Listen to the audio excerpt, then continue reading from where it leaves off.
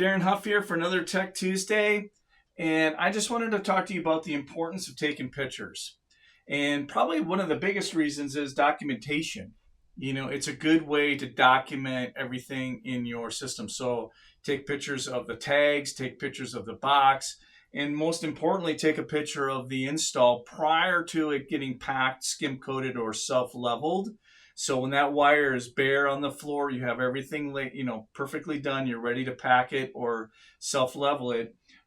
Take the pictures, including where the end splice is, where the cold lead splice is, where the sensor wire is. Sometimes even taking measurements away from walls, those types of things really help.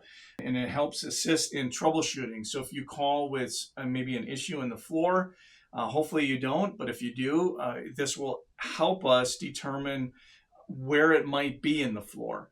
So taking pictures is really helpful. You can never take too many pictures of the job, so please do so. And that's this week Tech Tuesday tip. I'm Darren. Until next week, keep walking on the sunshine.